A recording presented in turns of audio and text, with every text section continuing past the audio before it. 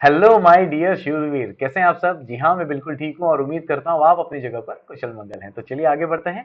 आज elements of company law में we are going to talk about the share capital. Exactly what is the meaning of share capital, which kind of types we have in a company for share capital and what kind of classification exists in a capital। तो चलिए देर किस बात की, आगे बढ़ते हैं। तो सबसे पहले समझते हैं what is exactly share capital. तो नॉर्मली जो शेयर कैपिटल होता है, जो भी मनी इन्वेस्टमेंट होता है बिजनेस में, जो भी मनी इन्वेस्टमेंट होती है बिजनेस में, उसे ही शेयर कैपिटल कहते हैं। अब मनी इन्वेस्टमेंट जो बिजनेस में होगी वो किस चीज की होगी, आप ही मुझे बताइए। आप एक कंपनी चला रहे हैं और कंपनी चलाने के लिए आपको एक बिल्डिंग लगेगी, फैक्ट्री लगेगी, मशीन्स लगेंगी जो परमानेंट नेचर की हैं, एक ही जगह पर हैं, इसीलिए उसको फिक्स कैपिटल कहते हैं। अब उसमें जो भी चीज आपको प्रोड्यूस करनी है उसके लिए रॉ मटेरियल्स लगेंगे, है ना। तो वो बार बार लगते रहते हैं, जितना लगता है मंगाते हो, जितना लगता है मंगाते तो इसीलिए इसको सर्कुलेटिंग कैपिटल कहते हैं। तो ऑब्वियसली कंपनी चलाने के लिए we need fund, that is called money. तो उस मनी को हमें इन्वेस्ट करना है, लेकिन बात यह है कि वो पैसा हमारे पास नहीं है। इसीलिए तो आप क्या करते हो, पब्लिक से पैसा मांगते हो। और पब्लिक बोलती है मेरे पास अकेले के पास इतना पैसा नहीं है, मैं इतना ही देगा। कोई बोलता है मैं इतना ही देगा, तो हम बोलते हैं कोई बात नहीं सर, बूंद बूंद से सागर भरता है, आप पूरा सागर नहीं दे पा रहे, कोई बात नहीं, हम आपसे बस 2-4 बाल्टी ले लेंगे। आपसे 2-4 बाल्टी लेंगे, आप थोड़ा ज्यादा बाल्टी ले लेंगे जितनी आपकी क्षमता है, और ऐसी बाल्टी कर करके हमारा सागर भर जाएगा, मतलब हमें फंड मिल जाएगा और हम बिजनेस चलाएंगे और हम आपको उसका बेनिफिट डेफिनेटली देंगे। तो जो पैसा आप हमको दोगे वो हमारे लिए बन जाएगा शेयर कैपिटल, और वो शेयर कैपिटल हम फिक्स एसेट या सर्कुलेटिंग कैपिटल में इन्वेस्ट करेंगे। सिंपल। Let's take example. देखिए, कई लोग आ रहे हैं पैसा लेकर, है ना। तो पब्लिक कंपनी बोलो या प्राइवेट कंपनी बोलो, ठीक है कि प्राइवेट में आपको ये पता है ना, इसके बारे में हमारे ऑलरेडी चर्चा हो चुकी है। प्राइवेट में आपको पता है लिमिटेड मेंबर्स होते हैं, लेकिन पब्लिक कंपनी में अनलिमिटेड होते हैं। व्हाटएवर, मेंबर तो मेंबर होते हैं। सो लेट्स टेक एग्जांपल कि पब्लिक कंपनी को अभी 1 लाख रुपए की जरूरत है। सर 1 लाख रुपए, अरे एग्जांपल है बाबा, करोड़ों में मत खेलो, अभी पहले लाख में आ जाओ, है ना। चलो, मान लो कंपनी को चाहिए 1 लाख रुपया। कंपनी को कैपिटल्स खरीदने के लिए, या कहिए फिक्स कैपिटल या सर्कुलेटिंग कैपिटल खरीदने के लिए फंड की जरूरत है। तो वो मार्केट में 1 लाख रुपए का शेयर कैपिटल इश्यू करेगा। अब 1 लाख रुपए का शेयर कैपिटल कैसे इश्यू करेगा, एग्जाम्पल ले लीजिए। फेस वैल्यू उसने एक शेयर की 10 रुपया रखी है, और मार्केट में फिर उसने क्या किया, 10 रुपया रखा है, तो डिवाइड करोगे तो कितना बन जाएगा, 10,000 शेयर। तो total number of shares company ने मार्केट में कितना इश्यू किया है, 10,000। कितने रुपए की ईच है, 10 रुपीज। और इस बेस पर उसको टोटल कितने पैसे की जरूरत है, 1 लाख रुपए की। तो पैसा कितना चाहिए उसके हिसाब से मार्केट में शेयर इश्यू किया जाता है। Is that clear. अब बात क्या आ रही है, जैसे हमको पता चला कि इस कंपनी को 1 लाख रुपए की जरूरत है, तो हमने बोला कितना मार्केट में शेयर इश्यू किया उसने, तो उसने बोला, हमने सुना 10,000। तो हमने कैलकुलेट किया, बोला मेरे पास तो इतना ही पैसा है, तो मैं सिर्फ 100 शेयर खरीद पाऊंगा। आपने बोला सर मेरे पास थोड़ा पैसा ज्यादा है, मैं तो सेविंग करता है, मैं 200 शेयर इश्यू कर, मैं 200 शेयर खरीदूंगा। आपके फ्रेंड ने बोला अरे मेरे पास तो बहुत पैसा है, मैं पूरा शेयर खरीदेगा। ठीक है, वॉट एवर, कम खरीदना, ज्यादा खरीदना, पूरा खरीदना, वॉट एवर। कंपनी बोलता है मेरे को 1 लाख दे दो, बात खत्म। इज दैट क्लियर, ठीक है। तो कंपनी को टोटल पैसा 1 लाख चाहिए, मतलब टोटल शेयर्स कितना उसने इश्यू किया, 10,000 शेयर। तो उसे कहते हैं total number of divisible unit. क्यों कहा डिविजिबल यूनिट, क्यों, अभी हमने एग्जांपल में देखा, मुझे 100 शेयर चाहिए था, तो बताओ क्या मैंने 10,000 के 10,000 शेयर खरीदे या 100 शेयर खरीदे, 100 शेयर खरीदे। तो अब बाकी लोगों के लिए कितना बचेगा, 9,900 शेयर्स।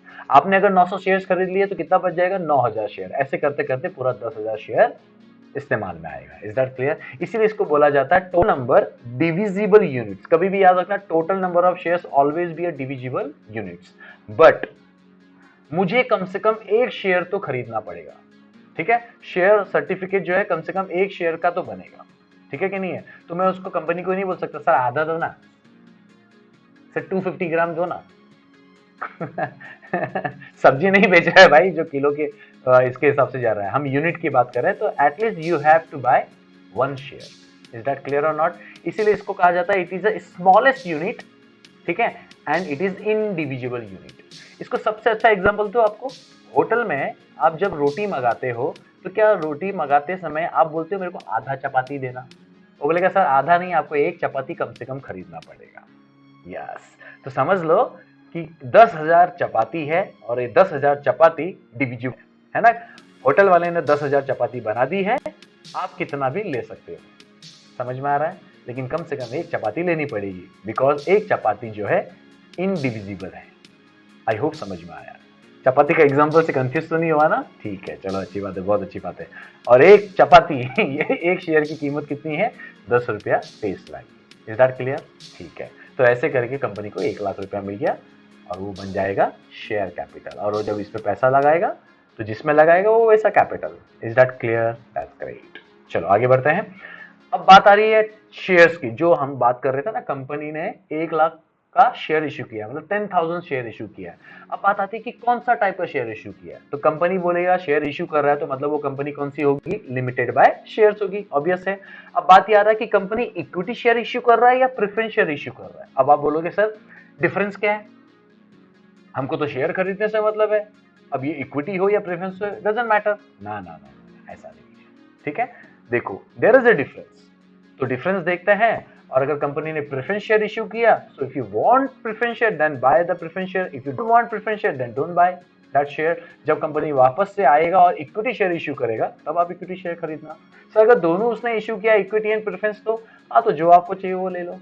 तो पता होना चाहिए कि डिफरेंस क्या है, तब आप डिसाइड कर पाओगे कि आपको क्या लेना चाहिए। तो एक बेसिकली देख लेते हैं, what is the meaning of equity shares? Which is not having preferential rights. मतलब आपको अधिकार तो दिए गए हैं लेकिन आपको प्राथमिकता नहीं दी है, आपको प्रायोरिटी, मतलब आपको सबसे पहले पूछा जाएगा, वैसा राइट नहीं दिया गया। किस में? केवल 2 चीजों में। हर साल डिविडेंड डिक्लेयर होता है अगर कंपनी प्रॉफिट कमाती है, तो जब कभी भी कंपनी प्रॉफिट कमाएगी तो आपको डिविडेंड मिलेगा, लेकिन इक्विटी शेयर होल्डर को सबसे पहले डिविडेंड नहीं मिलेगा। इक्विटी शेयर होल्डर को डिविडेंड मिलेगा लेकिन सबसे पहले नहीं मिलेगा, बचा हुआ मिलेगा। ठीक है कि नहीं? Okay, next. और किसमें प्रेफरेंशियल राइट्स नहीं मिलेगा? Repayment of capital. मतलब जब कंपनी बंद होने आएगी तो सेटलमेंट करेगी, है ना, तो कंपनी सभी लोगों का पैसा वापस करती है। ठीक है कि नहीं है? तो कंपनी देख रही है कि आपने मुझे 1 लाख रुपया दिया था, तो कंपनी आपको 1 लाख रुपया वापस देती है, एग्जाम्पल है। ठीक है, तो यहां पर बोला जा रहा है कि अगर आपका इक्विटी शेयर है तो कंपनी आपको देगी पैसा, लेकिन कब देगी? बाद में देगी, क्योंकि आपको प्रेफरेंशियल राइट्स नहीं है। सिंपल वे में बोलूं डियर, इक्विटी शेयर्स जो खरीदता है वो बन जाता है इक्विटी शेयर होल्डर, और उसे मिलता है बचा हुआ डिविडेंड, उसे मिलता है बचा हुआ repayment of capital at the time of winding up. अब आप कहोगे सर बचा हुआ मिल रहा है, सुनकर तो थोड़ा अच्छा नहीं लग रहा है, लेकिन ये बचा हुआ मिल रहा है मतलब मेनली मिल किसको रहा है? तो आ जाओ सामने प्रेफरेंस शेयर्स के पास। देखो क्या लिखा, ठीक इसका उल्टा लिखा है, preference shares called which is having preferential rights. Means equity या प्रेफरेंस शेयर होल्डर दोनों को राइट्स है, लेकिन सबसे ज्यादा किसको दिया है? प्रेफरेंस शेयर्स को, लेकिन केवल 2 चीजों में। क्या? कि डिविडेंड जब कभी भी कंपनी डिक्लेयर करेगी, प्रेफरेंस शेयर होल्डर को सबसे पहला डिविडेंड मिलेगा, और डिविडेंड देने के बाद अगर कुछ डिविडेंड बच जाता है तब इक्विटी शेयर होल्डर को मिलेगा, नहीं तो नहीं मिलेगा, बैठने का चुपचाप। और वाइंडिंग अप के टाइम पर कैपिटल आपने जो पैसा लगाया था वो आपको सबसे पहले मिलेगा, और अगर बच जाएगा तब इक्विटी को मिलेगा। सर ये तो बड़ी नाइंसाफी है सर, ऐसा नहीं है। आपको अभी आप देखोगे ना तो आप बोलोगे सर इक्विटी शेयर होल्डर ज्यादा फायदेमंद है। देखो कैसे, जानते हैं नेचर। इक्विटी शेयर्स का जो नेचर है ये परमानेंट कैपिटल है, मतलब आपने एक बार पैसा डाल दिया तो बस वो कंपनी का हो गया, अभी भूल जाने का, आपको उसके बेनिफिट्स मिलते रहेंगे। सर अगर मुझे कंपनी से शेयर वापस लेना है तो आप क्या कर सकते हो? दूसरे मेंबर को शेयर्स बेच लो, या फिर किसी और बंदे को, जो बाहर का बंदा है जो कंपनी का शेयर होल्डर बनना चाहता है, आप उसको शेयर्स बेच दो। इस तरह से आप कंपनी के शेयर होल्डर से, मेंबरशिप से बाहर निकल जाओगे। लेकिन कंपनी वो कैपिटल अपने पास रख लेता है तो वो परमानेंट हो जाता है। Is that clear? लेकिन जो प्रेफरेंस शेयर्स है, it is not a permanent capital, it is called safe capital. क्यों? क्योंकि इक्विटी शेयर जब इशू कंपनी करता है तो उसमें नंबर ऑफ ईयर्स नहीं लिखा रहता है, बिकॉज इसमें क्लियर रहता है कि अगर मैं इक्विटी शेयर इशू कर रहा हूं तो it is a permanent nature, एक बार ले लिया दूंगा नहीं। लेकिन प्रेफरेंस शेयर जो है ना, नंबर ऑफ ईयर्स के साथ आता है कि I am issuing the preference shares for 10 years, 15 years, 20 years, example है। तो इसीलिए आफ्टर सम टाइम, जैसे उसका टाइम खत्म हो जाएगा, कंपनी आपको पैसा वापस दे देती है। That's why it is safe capital and stable return. क्यों स्टेबल रिटर्न है? जैसे यहां पर बोला ना डिविडेंड की बात, dividend is nothing but a part of profit which is distributed to share holders, ठीक है कि नहीं है? तो ये स्टेबल रिटर्न है, ये कैसा रहता है ना, कंपनी जब प्रेफरेंस शेयर इश्यू करती है ना तो वहीं पर बता देती है, स्टार्टिंग में लिख देगी 10% प्रेफरेंस शेयर, दैट मीन्स आपको ईयरली बाय डिफॉल्ट 10% मिलेगा ही मिलेगा। Is that clear? 15% preference shares, मतलब आपने अगर 1 लाख रुपया लगाया तो 1 लाख का साल का 15% आपको जो है डिविडेंड मिलेगा। Is that clear? ऐसा है। लेकिन यही इक्विटी शेयर्स में नहीं है। सर ये तो पूरा ड्रॉबैक का ड्रॉबैक दिख रहा है। ठीक है, आगे देखो, rate of dividend it is fixed. अब आएगा मजा, देखो अभी गेम पूरा पलटने वाला है। इट इज फिक्स्ड 10%, 15%, 20% फिक्स्ड है, मतलब बाय डिफॉल्ट आपको मिलना ही मिलना है। इसीलिए इसको सेफ भी बोला है और स्टेबल रिटर्न बोला है। बट कहानी में ट्विस्ट, वेटिंग। सर क्या फिर इधर मैं 2-4 टका मिलेगा? मालूम है कंपनी को अगर जब प्रॉफिट होता है ना मजबूत, 20-20, 25-25, 30-30 टका भी डिविडेंड देती है। कई बार ऐसा हुआ है कि कंपनी को इतना बेनिफिट हुआ है और पब्लिक को जो है शेयर होल्डर्स को मजबूत डिविडेंड मिला है। समझ में आ रहा है? तो यहां से पूरा गेम पलट जाता है। इसीलिए रिस्क की बात करें, फ्लक्चुएटिंग होने की वजह से ये ज्यादा हायर रिस्क है। लेकिन आपने कभी भी सुना होगा बिजनेस में फंडा यही है, where there is a risk there is a gain, वहीं पर प्रॉफिट है। समझ में आ रहा है? और यहां पर रिस्क है लेकिन कम है। क्यों? क्योंकि यहां पर सेफ और स्टेबल रिटर्न है। Is that clear? लेसर क्यों बोला गया है? इक्विटी की कंपैरिजन में, ठीक है कि नहीं? डिबेंचर में आ जाए तो फिर अलग कहानी बन जाती है, लेकिन ये हमारा भी दायरा नहीं है। Is that clear? ठीक है, नाम से भी देखो प्रेफरेंस शेयर्स, ऐसे शेयर जिसको प्रेफरेंस मिल रहा है पहले, किसमें? डिविडेंड में और कैपिटल रीपेमेंट में। इतना याद हो जाएगा अभी। और इक्विटी मतलब इक्वल राइट्स, जितने भी इक्विटी शेयर्स होल्डर हैं सबको इक्वल राइट्स है, सबको इक्वल राइट्स है। Suppose if you are buying equity shares 100 shares only, if I am buying 200 shares only, but still both have a same rights. Is that clear? That's it. सिर्फ voting majority में फर्क आता है, क्योंकि because number of shares हमारे कम ज्यादा है, बाकी जो भी राइट्स हैं वो सेम है। इसीलिए इसको कहा जाता है इक्विटी शेयर कैपिटल, मतलब ऑल आर सेम। ठीक है, चलो आगे बढ़ते हैं। अब मार्केट वैल्यू देखो, रिस्क ज्यादा है और प्रॉफिट फ्लक्चुएट है, और ऊपर से आप परमानेंट कैपिटल आप इन्वेस्ट कर रहे हो, means you are a permanent owner of a particular share in a company. ठीक है कि नहीं? परमानेंट नेचर है। तो इसी वजह से जो है ना मार्केट वैल्यू इक्विटी शेयर का जो है ना बढ़ता चला जाता है। कैसे? मान लो कंपनी ने ज्यादा प्रॉफिट कमाया तो कंपनी क्या करती है? आपको फ्लक्चुएटिंग रेट ऑफ डिविडेंड है ना इक्विटी में, तो कंपनी आपको ज्यादा डिविडेंड देती है। तो और लोग भी क्या समझ में आ रहा है, नजर में आता लोगों की, अरे यार कंपनी कमा बहुत रही है और ये डिविडेंड भी बहुत दे रही है, चलो हम इसके शेयर्स खरीदते हैं और इक्विटी शेयर्स खरीदते हैं। परमानेंट रिचेट तो क्या हुआ, लेकिन कमा भी तो रहे हैं, ठीक है बाबा रख तू तेरे पास पैसा, लेकिन तू हमको प्रॉफिट देते जा। तो ये जो कैलकुलेशन है ना, इसकी वजह से इसका जो है ना मार्केट वैल्यू बढ़ जाता है। क्यों? क्योंकि कंपनी का मार्केट में गुडविल बढ़ता जा रहा है। Let's take example of Tata company. Tata company बोलेगा तो नाम आदमी आंख बंद करके शेयर्स खरीद लेता है, इक्विटी शेयर्स। ठीक है, अब यही इसकी बात करें तो ये फ्लक्चुएट नहीं होता ना, प्रेफरेंशियल फ्लक्चुएट नहीं होता, इसलिए इसका मार्केट वैल्यू भी फ्लक्चुएट नहीं होता है। Market value as it is रहता है।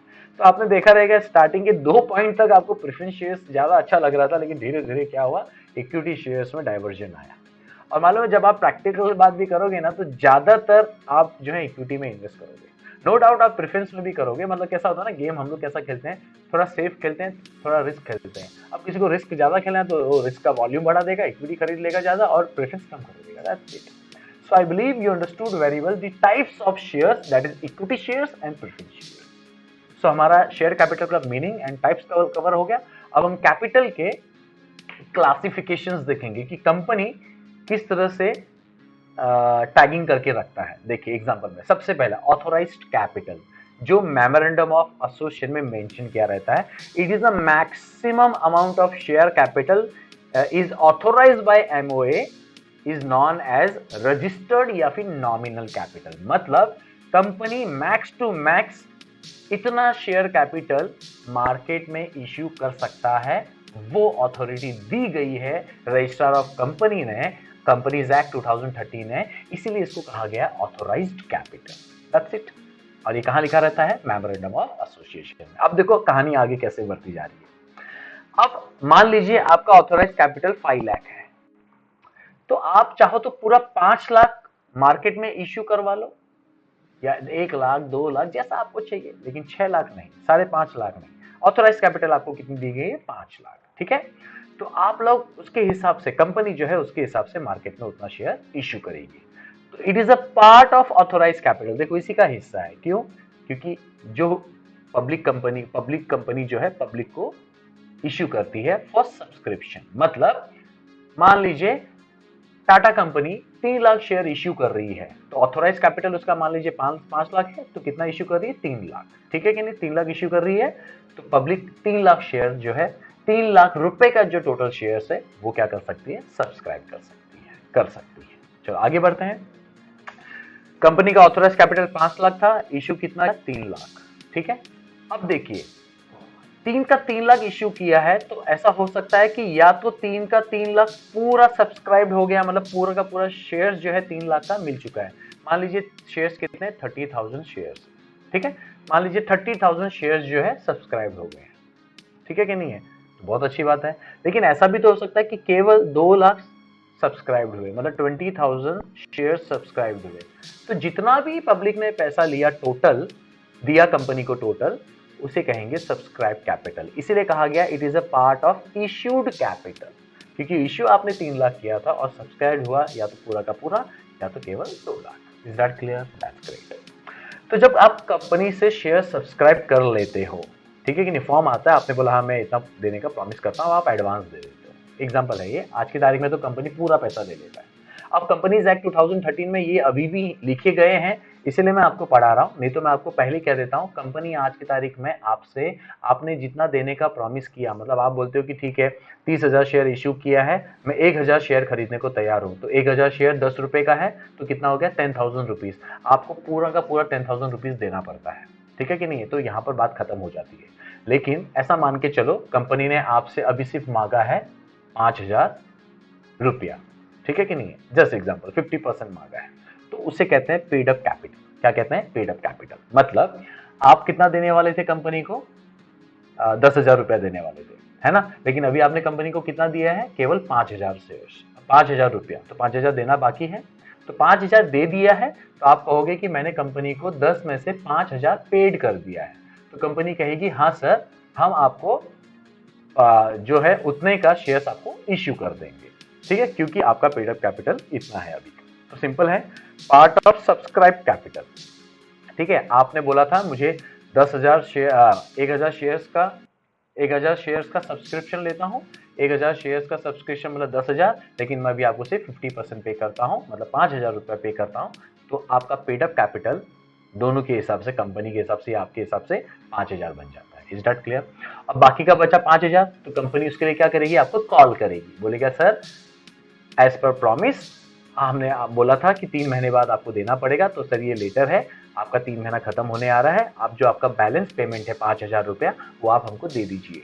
तो ये जो आपसे मांगा है, that is called up capital, part of subscribe capital called for payment. और ये क्या है? Amount is received. Are you getting? मैं रिपीट कर रहा हूं, आपको अगर 10,000 रुपया शेयर, आपने अगर 10,000 रुपए का शेयर खरीदा है, आज की तारीख में कंपनी पूरा 10,000 शेयर ले लेती है, तो पूरा 10,000 दे दिया है, means you have paid fully, तो वो पेड अप कैपिटल 10,000 हो गया। Is that clear? लेकिन जो कि हालांकि अभी होता नहीं है, लेकिन कागजों में लिखा है, तो वो मैं आपको बता देता हूं क्योंकि कुछ सवाल पूछे जा सकते हैं। तो सपोज कंपनी ने आपसे अभी पूरा 10,000 नहीं मांगा, कंपनी ने बोला मुझे अभी केवल आप 5,000 रुपया दो, बाकी आप 3 महीने के बाद देना, तो अभी आपको बाई डिफॉल्ट 5,000 देना पड़ेगा, तो वो 5,000 क्या हो जाएगा? पेड अप कैपिटल हो जाएगा। राइट है? और जो 5,000 अभी आपने नहीं दिया है, वो नॉन पेड अप कैपिटल है। ठीक है कि नहीं है? अब कंपनी 3 महीने के बाद क्या करेगी? आपको कॉल करेगी और बोलेगी सर आपका जो बैलेंस 5,000 है वो वापस दीजिए, सॉरी वापस कैसे, वो हमको दे दीजिए। तो वो जो है पेमेंट के लिए मांग रही है कंपनी आपसे पैसा, तो उसको कहते हैं कॉल्ड अप कैपिटल। तो आपने नोटिस किया ये जो क्लासिफिकेशन ऑफ कैपिटल है, ये पूरा ऑथराइज कैपिटल से सब बाहर निकला। ऑथराइज से इश्यूड, इश्यूड से सब्सक्राइब और सब्सक्राइब से called up and paid up capital. Is that clear? That's great. तो चलो सारी कहानी हम एक साथ फटाफट कंप्लीट करते हैं और एक तरह से रिकैप भी कर लेते हैं और अच्छा रहता है। चलो फटाफट, what is share capital? Money investment in business for acquiring the fix capital and circulating capital.